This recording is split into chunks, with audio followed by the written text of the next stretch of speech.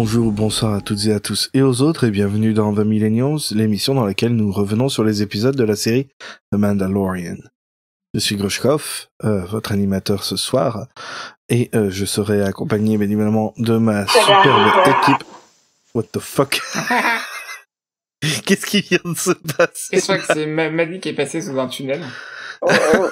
Non, j'avais ma tablette qui s'est ouverte et il y a un son qui s'est déclenché de je sais pas d'où. J'essayais d'être sérieux et tout, en mode radiophonique, là, et t'as tout pourri. Ah, je pensais que tu faisais un RP que t'avais envie de crever. Un peu aussi. Du coup, il y a clairement Maddy qui est là. Bonjour. Et Adrien. Bonsoir à toutes, à tous et aux autres.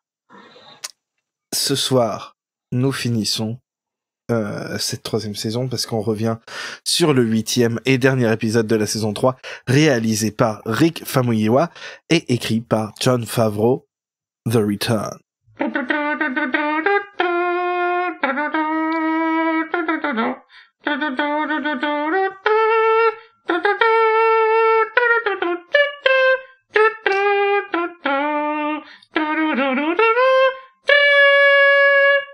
Du coup, on va parler que de l'épisode, hein, pas de la saison entière pour l'instant.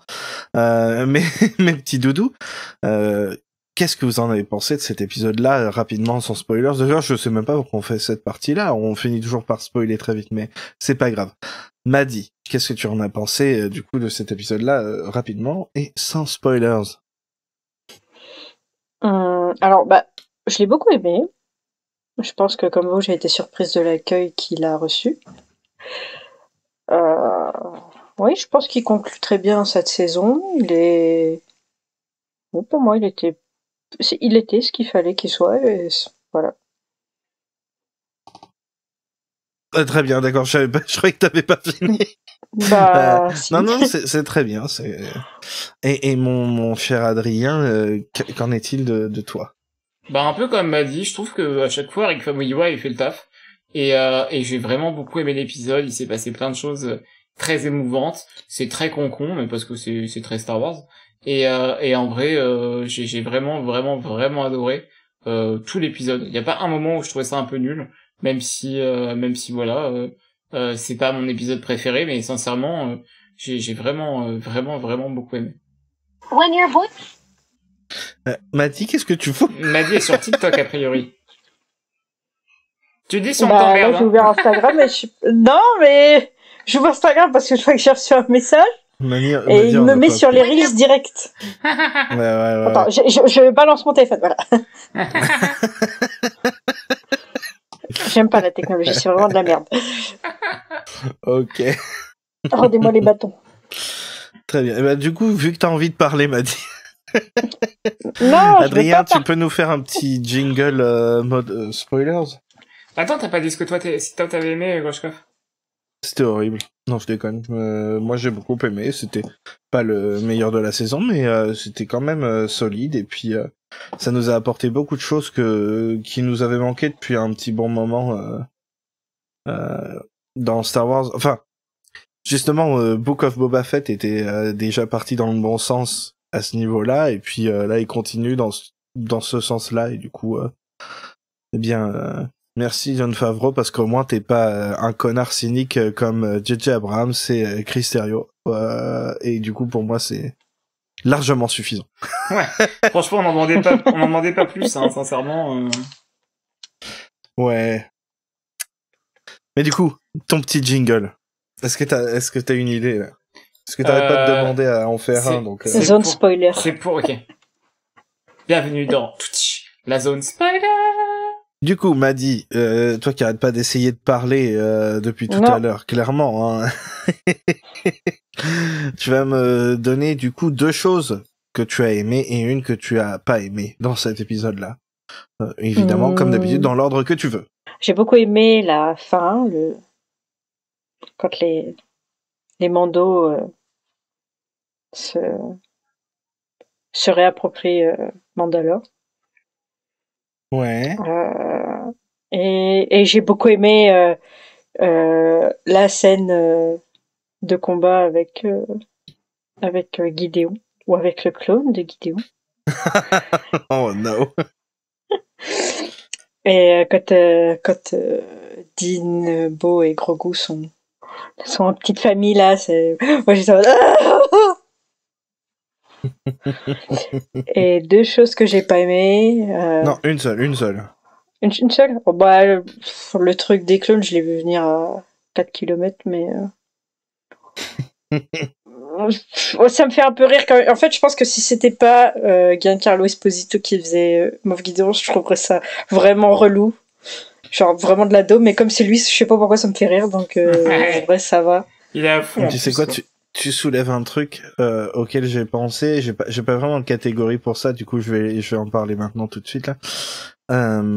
C'est que cet épisode là, s'il était sorti avant The Rise of Skywalker, je l'aurais détesté. Mais à cause de Rise of Skywalker, j'ai l'esprit beaucoup plus ouvert maintenant.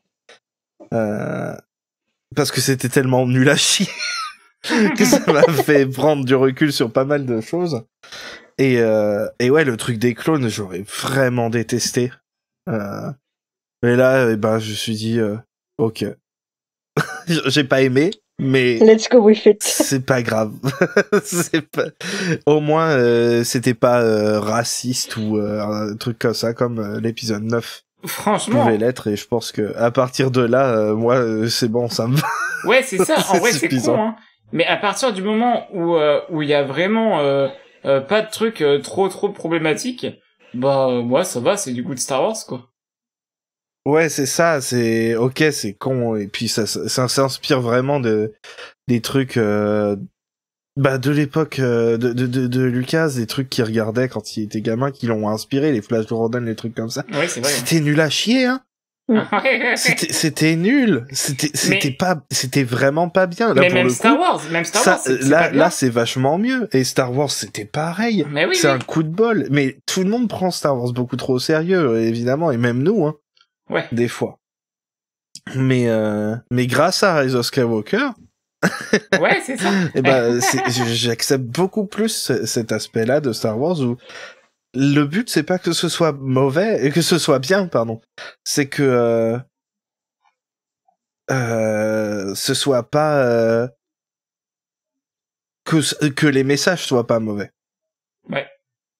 Et à partir de ce moment-là, ça me pose pas de problème. Mais tout pareil que toi, hein. Franchement. Et à côté, The Last Jedi et Andor, c'est un peu des anomalies, mais c'est pas grave, on les accepte quand même, ils ont le droit d'être bien. Mais attention, comme on l'a dit à la sortie d'Andor, faut pas que ce soit trop bien tout le temps, hein. Nous habituons. Non, voilà, c'est ça, c'est bien, oui. C'est bien d'avoir c'est bien un peu du caca de temps en temps. Ouais. Oui. Mais c'est là, il y a Vision qui va arriver, vous allez voir, il y aura des trucs qui vont être super bien et d'autres vont être bons, comme la première saison. C'est ça, oui, c'est vrai. Ouais. Parce que Star Wars, c'est un mélange de tout. Bref, voilà. Merci, Maddy. Et Adrien, tu peux nous dire deux choses... Pardon, j'ai le ok. Mais je t'en prie.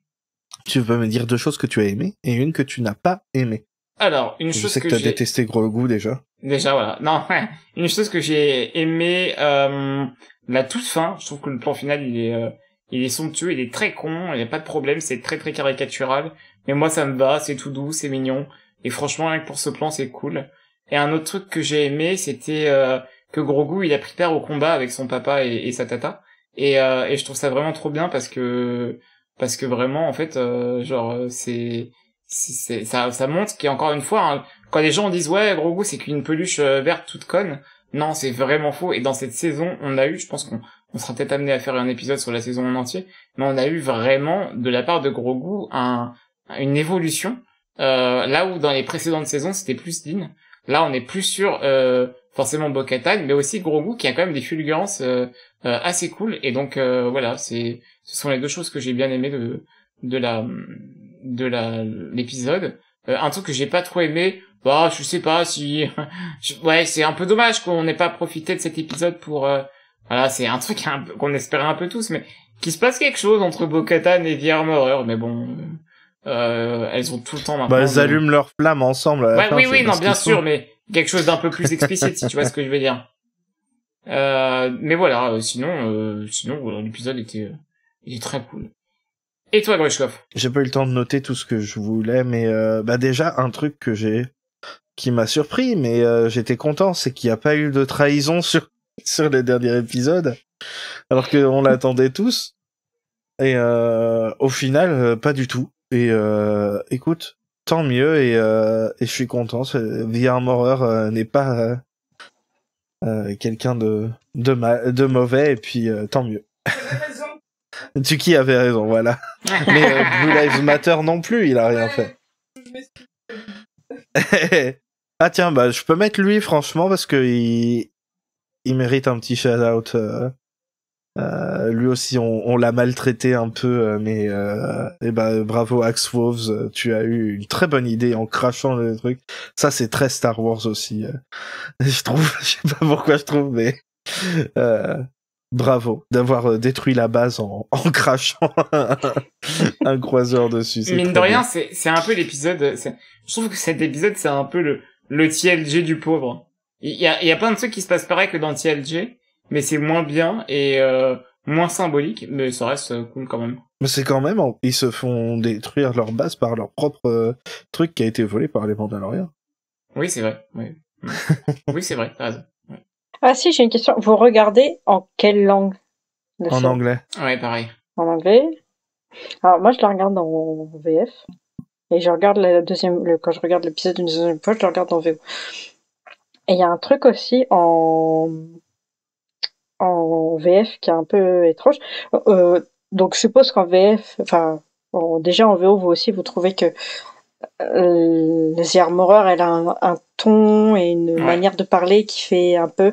Et c'est marrant, c'est qu'en VF aussi, la doubleuse qu'ils ont choisie, la comédienne de doublage, c'est la comédienne de doublage qui fait Cassandra dans Assassin's Creed Odyssey. Ah. Et elle a ce ton de voix très... comment dire comment je dirais ça? Connais pas ça, VF. C'est Audrey Sourdive et la comédienne, et elle a un ton de voix qui fait très il y a quelque chose de très noble mais très t'es une petite merde quand je te parle, et de la manière dont elle parle dans mon dos, en plus il y a ce côté un peu, je sais pas comment dire, t'as l'impression qu'elle est pas honnête quand elle parle en fait. D'accord. Et ça a beaucoup joué sur ce que je pensais que c'était une traîtresse quoi. Et les deux versions me donne cette impression, donc je trouvais ça vraiment bizarre du coup qu'elle soit honnête entre guillemets de ce qu'on a vu pour l'instant.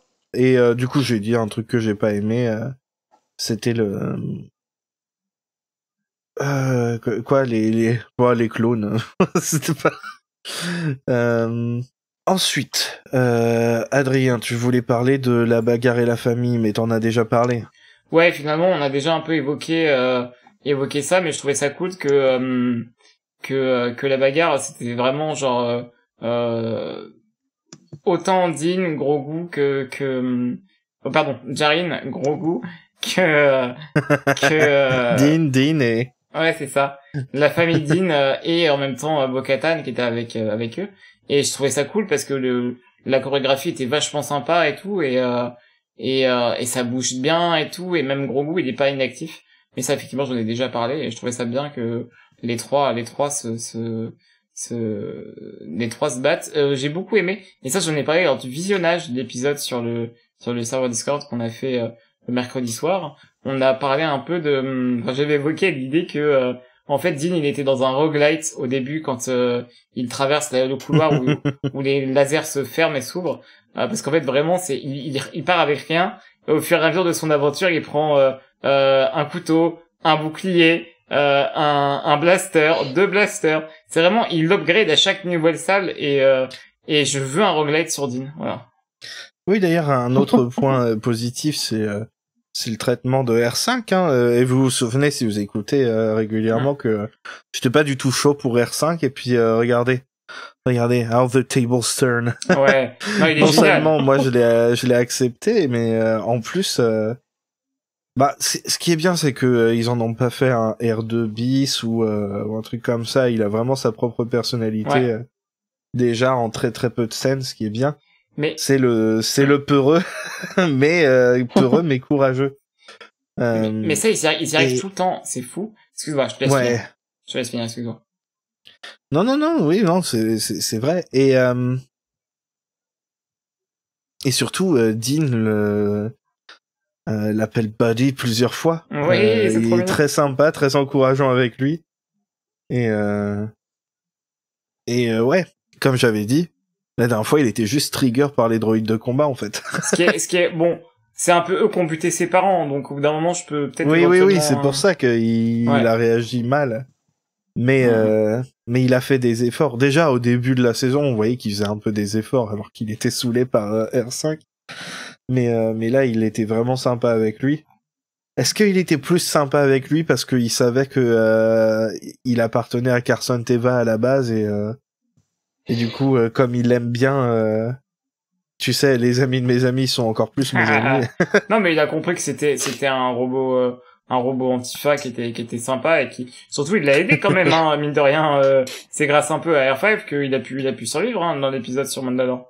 Donc au final, je pense que ouais, il s'est rendu compte que c'était quelqu'un de bien et que voilà, ça servait à rien d'être un hater avec lui. Et donc je disais juste par rapport à ça, je trouve ça vraiment fou. Et là, il faudrait vraiment qu'on fasse un épisode sur les droïdes un jour, je pense. Mais je trouve ça fou que à chaque fois qu'on voit un nouveau droïde qui s'exprime en binaire ou pas, hein, peu importe, ils arrivent à faire quelque chose de différent. À chaque fois, c'est des robots différents, c'est des personnages différents, et à chaque fois ça fonctionne. Et je suis épaté parce que peu importe le médium, à chaque fois ça fonctionne. Et on a jamais l'impression de voir des R2D2 bis, quoi. Non, si, j'aurais juste un truc à dire sur les droïdes. C'est toujours, par contre, alors bon, après, c'est peut-être c'est vrai que c'est peut-être un petit peu difficile à faire, mais c'est toujours des personnages comiques. Les droïdes, c'est jamais... c'est vraiment des personnages sérieux, premier degré. C'est vrai, ouais. On en a jamais eu. Bah si, on a Bitwemo quand même. Ouais, mais il fait rire aussi. Il est pas... Moi, il m'a fait chialer, hein, perso. Il m'a fait vraiment chialer. Ah oui, il m'a fait chialer, mais il est mignon, il est pas... Enfin, il est pas... Enfin, tu vois, c'est pas un personnage qui te fait que pleurer. Non, ou... oui, je vois ce que tu veux dire. Mais ça, il faut vraiment qu'on note ça, parce que je pense qu'on aurait vraiment de quoi faire pour un épisode sur les droïdes. Oui, il y a besoin en plus. Ouais, complètement. Ensuite, est-ce que tu avais d'autres choses à dire t'es sûr que tu veux aborder le deuxième point? Non, on n'est pas obligé. On n'est pas obligé. Ok. Et ça, t'es sûr? Je pense que oui. Tu me dis, hein. Si. Ok, bah je préfère le faire maintenant et puis finir sur l'autre. Voilà, désolé pour cette interruption, mais du coup, Adrien, t'as noté un petit point sur le. Enfin, vas-y, explique-nous. Oui, on a noté. Parce que ça te tient à cœur. On a noté qu'étrangement, la plupart des personnes avaient détesté l'épisode. En tout cas, la plupart des personnes de notre cercle Star Wars, hein, avec l'équipe du Faucon Magnol, on est pas mal actifs sur Twitter, et on a un cercle d'amis un peu spécialisés dans Star Wars qui sont des gens très bien et qui, pour le coup, avec Grushkov, on en a reparlé tout à l'heure, on est très étonnés, de ne pas voir que notre avis positif et en fait on est étonné que notre avis n'est pas forcément le plus commun, et en fait on se demandait sincèrement si on n'avait pas loupé un truc dans l'épisode ou parce qu'en fait tu l'as très bien résumé tout à l'heure, Grushkov, c'est un épisode qui est là où tu vois Star Wars épisode 9 était bête et méchant. Cet épisode-là, il est bête et gentil. Et je pense franchement que moi ça me va. Mais il y a beaucoup de gens qui gueulent énormément sur l'épisode. Et du coup, je suis même venu à me dire, hein, vous pouvez nous rejoindre sur Discord pour en parler avec nous, que si les gens n'ont pas aimé, c'était parce qu'il n'y avait pas de caméo en veux-tu en voilà comme dans la saison 2. Parce que sincèrement, je trouve que la saison se tient beaucoup mieux que la saison 2, où on allait d'un endroit à un autre sans forcément de fil conducteur, et où surtout c'était un festival d'apparition de personnages. Là, on a quelque chose de fondamentalement différent, qui finit bien, qui est gentil, qui même colporte de beaux messages, et je trouve ça vraiment injuste que l'épisode se fasse à ce point taclé sur Internet. Très bien. Moi aussi, j'ai été assez étonné. Par rapport à la saison complète, en fait... je sais que je fonctionne pas comme tout le monde. Ok, on va commencer là-dessus. Je sais que je suis pas comme la plupart des gens et qu'il y a énormément de gens qui adorent hate watch des trucs. Ah ouais, non, Mais ça... vraiment beaucoup, genre. Si je comprends Et à pas cause de ce tout genre ça. de comportement-là, on a des séries et des trucs comme ça qui sont renouvelés parce que les gens vont hate watch. Il y a des films. C'était quoi? C'était Venom ou je sais plus quoi. Je sais plus, un truc comme ça. Non, c'était d'être Morbius, je pense. Non, parce que Morbius, pour le coup, il y a pas marché assez de du gens tout. qui sont allés le voir, donc ça c'était bien. Non, mais une de ces merdes là. Et il a fait une tonne d'entrées et tout le monde était genre, oh, je crois que c'était le premier Suicide Squad, parce que dès le début, il y a eu des reviews horribles dessus et les gens se sont dit, bah on va aller le regarder ironiquement, des trucs comme ça, tu sais, hate watch. Et du coup, il a fait des chiffres de malade. Moi, je ne peux pas regarder un truc que j'aime pas. Et du coup, c'est très difficile. Enfin, c'est très difficile. On s'en fout, c'est pas un vrai problème. Hein. Mais genre quand les gens veulent partager des trucs qu'ils aiment pas, c'est difficile pour moi parce que vraiment, si je sens que quelque chose ne va pas me plaire, je vais pas le regarder, tout simplement. Si une série, je commence à ne plus l'apprécier, j'arrête de regarder. Mais il y a des gens, ça fait 3 saisons, vraiment 3 saisons, là, ça fait... Ouais, c'est vrai. Ça fait 3 saisons qu'ils n'aiment pas la série. Et ils continuent de regarder et de péter plus haut que leur cul en disant que c'est de la merde. Mais ok, d'accord, branle-toi en t'écoutant parler, mais pourquoi tu perds ton temps sur des trucs que t'aimes pas? Et genre, t'as 100% le droit de pas aimer, alors là, y a aucun souci là-dessus, évidemment. C'est pas ça le problème. Moi, ce que je comprends pas, c'est pourquoi vous regardez des trucs que vous n'aimez pas? Pourquoi vous vous forcez à regarder? Ça me rappelle, à un moment, il y avait notre cher ami Romy qui regardait le MCU et qui se forçait à regarder, mais il allait pas bien du tout, hein. Il était mais mortifié à chaque fois. Ouais, c'est vrai. Et je me souviens de lui avoir dit plusieurs fois, mais pourquoi tu continues? Et il a fini par arrêter. Vous savez quoi? Il va vachement mieux depuis. Depuis, il a commencé Doctor Who, pour tout vous dire. Ouais, depuis, il a commencé Doctor Who. Bon, terrible. mais pour il de va pas vrai... aimer avec ça. Hein. Pour de vrai, c'est arrêtez de regarder des trucs vraiment pour votre santé, parce que pour votre santé mentale, si vous n'aimez pas quelque chose, ne regardez pas. C'est pas parce que c'est estampillé Star Wars que vous avez besoin de regarder. Je vais pas regarder Ahsoka parce que j'ai pas envie. Ne regardez pas des trucs si vous n'avez pas envie, ne vous forcez pas. Personne ne vous oblige. Personne. Et vous savez quoi? C'est encore mieux. Si vous regardez pas, ça fait moins de chiffres et ça a plus de chances de ne pas être renouvelé si vous aimez pas. C'est vrai. Y a pas de secret. C'est vrai que ça, c'est le pire. Oh, et je dis pas ça parce que j'aime pas voir des trucs négatifs sur mon feed. J'ai de très bons amis qui adorent regarder la série mais sont très critiques quand même. Mais si tu n'aimes vraiment pas un truc, ne te force pas. Et tu iras hyper bien. Et tu n'auras pas l'impression d'avoir perdu des trucs. C'est pareil. Maintenant, j'ai limite mon temps sur Twitter à 30 minutes. Parce que j'avais un problème avec. Et on sait à quel point c'est hyper toxique. Et ben, je vais vachement mieux. Maintenant que j'ai que 30 minutes par jour dessus. Déjà, parce que j'y vais vachement moins souvent dans la journée. Parce que je sais que j'ai le limite. Une fois que la limite est passée, et bah, tant pis. Je continue demain. Et je vais rien rater qui va être important pour ma vie. Bah, c'est pareil, c'est encore plus vrai avec une série. Voilà, bref.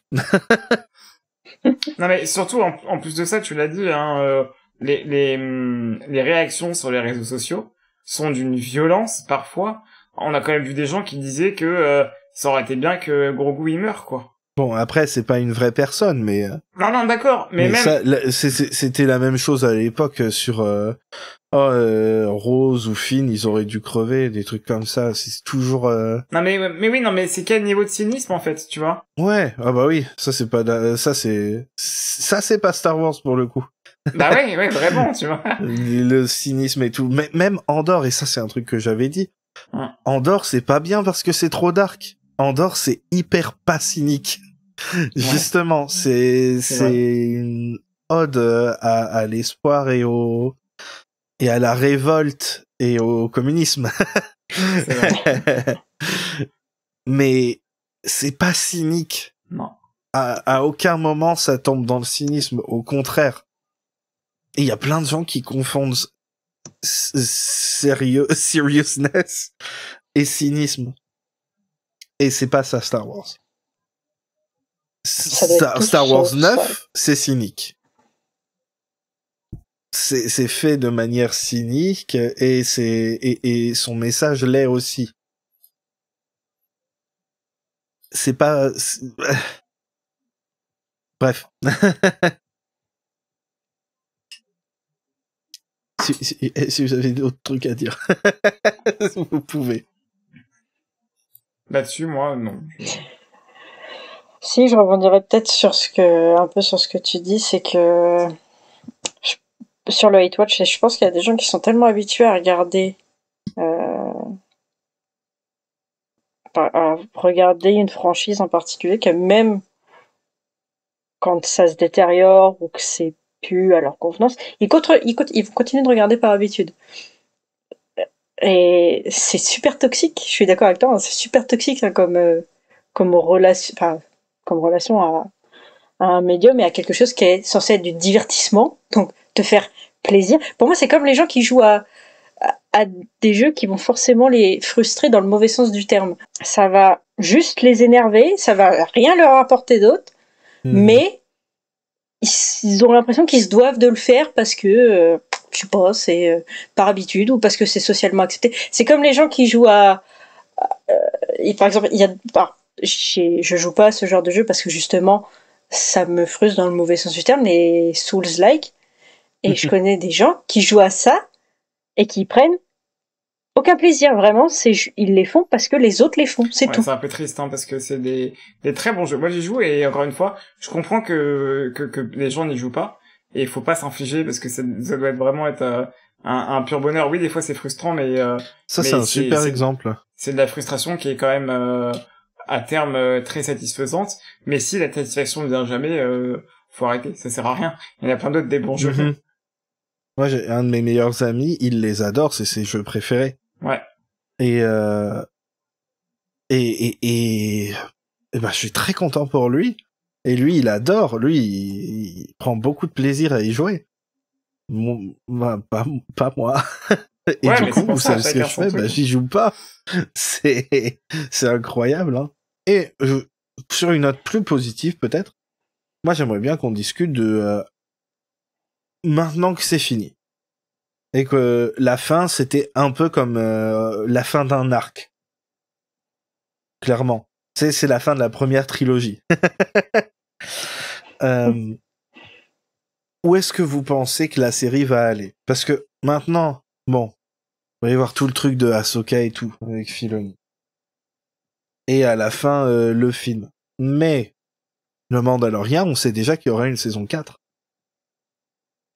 Comment vous pensez qu'elle va se présenter? Qu'est-ce que vous pensez qui va se passer dedans? Alors, vous êtes pas obligé de vous projeter trop, hein. Pardon. Vous n'êtes pas obligé de vous projeter trop, mais est-ce que ou alors quelques trucs que vous avez envie qui se passent, mes petits bibouts. Adrien, tu peux commencer si tu veux. Ouais. Moi, c'est con, mais j'aimerais bien retourner à un format davantage Alien of the Week, puisque maintenant, j'allais dire Din et Grogu, mais non, pardon, Djarin et Grogu possèdent un métier, une petite maison, et du coup, voilà, l'idée que ça devienne des chasseurs de nazis, je suis désolé, mais c'est de la bombe. Je vois pas comment on peut être triste de cette fin. Parce que Mais ils ont un petit vaisseau maintenant, alors c'est nul. Oui, ils ont une baraque, tu vois, ils ont réparé. Je peux comprendre Bah que oui, mais le c'est fait... pas bien pour un... Non, mais je peux comprendre que le fait que genre le vaisseau dérange, mais déjà le vaisseau qui dit que tu peux pas rajouter une petite caravane et surtout genre non mais on sait pas comment ça fonctionne, tu vois. La caravane de l'espace. Oh putain. Il y a bien la caravane du courage. Je vois pas pourquoi il y aurait pas la caravane de l'espace. Oui, c'est vrai. Et du coup, vraiment, au-delà de ça, ils ont une baraque maintenant, tu vois. Alors, moi, j'avais vu, c'était Marie-Claire Gould du podcast What the Force, à l'époque, qui trouvait un peu dommage que Dean n'ait plus de gros vaisseau dans lequel il peut vivre avec son fils. Et en fait, maintenant, ce qui est totalement vrai, en vrai, je peux comprendre que ça dérange. Mais maintenant, il y a une maison. Ils ont une maison, tu vois. Ça rééquilibre un peu la chose. Et vraiment. Ouais, c'est presque comme si, fallait pas juger les choses dans l'instant. Bah, c'est ça, tu vois, en fait, faut attendre. Alors, on Et le que, fait beaucoup, hein. à la fin, non, alors oui, il y a ça, il y a réagir sur l'instant, mais il y a aussi, peut-être que il y a d'autres choses prévues, plus tard, tu vois. Ouais, c'est ça. Et en fait, vraiment, moi, j'attends quoi? J'attends une saison 4 beaucoup plus mollo, où vraiment ils vont un peu vadrouiller dans la galaxie. Peut-être que la saison 4, en vrai, elle arrivera pas maintenant. Hein. De toute façon, on peut attendre 5 ans avant d'avoir, on sait pas, parce que a priori, ils en parlent pas beaucoup pour l'instant. Mais on sait qu'elle arrivera un jour, mais après, on n'est pas obligé que... Elle est déjà écrite, d'après Favreau. D'accord, ok, bon, c'est bon à savoir. Mais moi, j'espère vraiment alors, soit on a une espèce de grosse série sur un autre thème, tu vois, soit on reste sur un truc beaucoup plus cool à base de chasse aux nazis. Mais vraiment, moi, j'ai trop hâte de retrouver ces personnages parce que ils vont me manquer et j'aimerais bien les retrouver ensemble à chasser des fachos dans l'espace, quoi.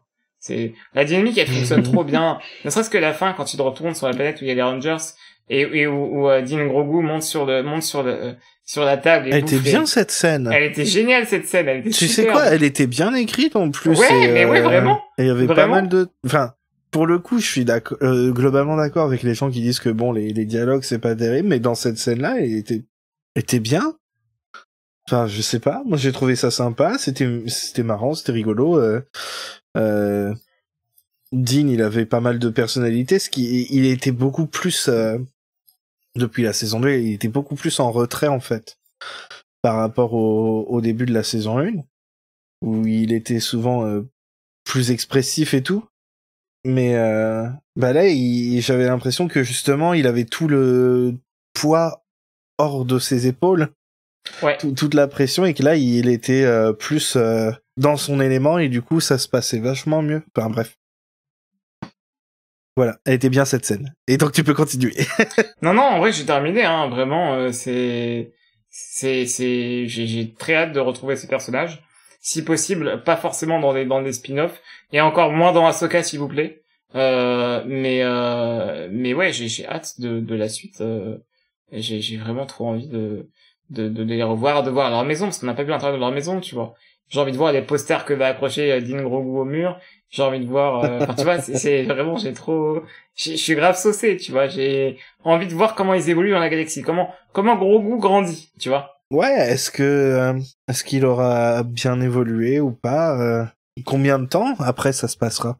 On verra, ouais. Parce que, il peut y avoir, pas mal de temps, hein. Avant Rise of Skywalker, il y a quand même 30 ans.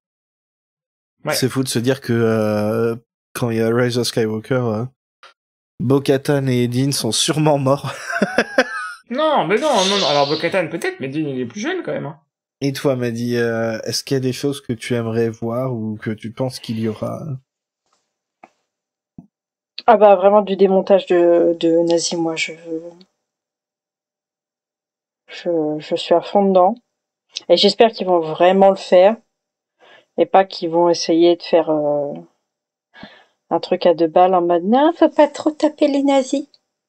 Parce que ça on va en avoir quand si jamais ça arrive. Pourquoi c'était dans l'Empire les méchants De quoi je sais pas, demande à George Lucas. Qu'est-ce qu'il avait le George Lucas? Ah non, mais ça, ce qui m'énerve, c'est j'en vois de plus en plus. Alors c'est pas sur Twitter parce que j'ai filtré, mais sur sur Facebook, par exemple, j'en vois. Ah ouais, mais C'est, alors faut pas aller là-bas, Oui, bon, c'est la fin voilà, du monde. c'est pour ça. J'espère qu'ils vont porter leurs couilles et qu'ils vont refaire du poutrage de l'Empire en règle. Et qui vont refaire bien des métaphores sur l'Empire, c'est les nazis. Comme ça va faire chier les mecs de droite, là, les connards. Il faut qu'il tourne en Argentine là, et c'est là-bas qu'il Ah ouais, là-bas parfait, qu'il ça sera- va tirer sur les anciens impériaux. Hein. Mais ok. Bah, si, j'aimerais bien. Enfin, en vrai, s'ils reviennent à un format Monster of the Week, moi, ça me va complètement. Après, ils peuvent faire ce qu'ils veulent. Tout le temps il y a dîner gros goût, moi, ça me va. En vrai, Oui. je sais pas. Je verrai quand ça arrivera, sinon. Est-ce que vous avez d'autres choses à ajouter par rapport à... Bah, et toi, du coup? De quoi? Ben, alors moi j'ai peut-être un peu moins d'espoir. Pour moi, ça va commencer avec un ou deux petits jobs, mais il va très vite retourner dans un truc qui est plus grand en scope. Peut-être comme qui est pas trop grand, comme la saison 1, mais s'il devient contractor pour aller chasser des impériaux, il y a forte chance qu'il tombe sur une des personnes, la madame. Ah oui, c'est vrai, il y a la madame et tout ça. Mais il va tomber sur une des personnes du conseil. Un truc, moi, qui me ferait énormément plaisir, pour le coup. Ce serait que il y ait une plus grosse présence de Brendol Hux. Ah ouais. Ce serait Ah, trop si, ça, bien ouais, ça serait cool. d'augmenter comment ça s'appelle, le lore du Hux. Mais alors, il me Ça semble me plairait d'ailleurs, beaucoup. pour ceux qui n'ont pas lu les comics, il me semble qu'il se fait tuer par Phasma. Alors c'est pas dans les comics, c'est dans le roman C'est pas... Phasma. Ah! C'est dans Autant le pour moi, roman autant pour Phasma moi. et oui, c'est son fils et Phasma qui complote pour l'assassiner. Donc on sait Oh, déjà comment beaucoup font finit on sait déjà comment finit son histoire. C'est génial comme idée. Mais si je devais en choisir un dans tous ceux qu'on a vus là, j'aimerais trop le voir lui. Même si ça voudrait dire que ça veut dire que le Mando il va jamais le finir lui-même quoi. Oui. Euh... Par contre, moi, je veux revoir Lizzo et Jack Black. C'est le seul truc que je demande. Juste leur petit spin-off là. Ah, The mais Book of attendez, ça marcherait Pleasure trop bien. 15. Et ça marcherait tellement bien, un speed-off sur eux, une sitcom sur eux, qui gère comme un Tom McMahon leur capitale là, mais ça serait tellement drôle. Ça serait Je tellement pense drôle. pas que ça arrivera, mais... Non, Ah, ça moi, arrivera jamais, mais laisse-moi espérer. J'aimerais bien qu'ils fassent, Mais tu qu'ils sais, genre reviennent tout court. un spot de pub touristique pour Ah Plaisir ouais. ou un truc comme Ah, ça. ce serait génial. Ah ouais, ça. Ah, c'est génial. Ouais, j'aimerais bien revoir aussi Expert, ça serait marrant. Vous voulez pas voir Throne? Voyons. Bah, je pense qu'à terme, on va le voir.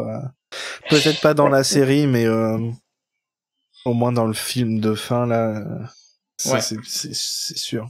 C'est sûr et certain. Ah, S'il y a si, qu'un seul ouais. film, très vite, d'autres trucs que vous avez bien aimés avant qu'on arrête. Moi, j'ai bien aimé le fait que elles sont ensemble pour rallumer la forge. Nos lesbiennes C'est préférées. le mariage. Oui. Avec leur torche du futur, là, ça m'a fait trop rire. Tuki vient de dire, quand elle lui a dit Bo-Katan walks both worlds, ce qu'elle voulait dire, c'était qu'elle était bisexuelle. Voilà. C'est canon, voilà. J'essaie de réfléchir à d'autres trucs. Ouais, moi je vais devoir y aller bientôt, donc si on peut Bon, conclure. très bien, alors que la force soit the way, voilà. Bisous, bonne nuit, au revoir. Allez, salut, cassez-vous et à l'année prochaine. Non, je sais même pas, je pense Bye. pas l'année prochaine en plus, je sais pas. Non, je pense qu'on peut attendre au moins 2-3 ans avant la saison 4. Ouais. Au moins 5-6 ans, hein, je pense. Au moins 1000 ans. Ah, ok, alors voilà. On se revoit dans 1000 ans. This is the way. Allez, ciao. Bisous. À tout.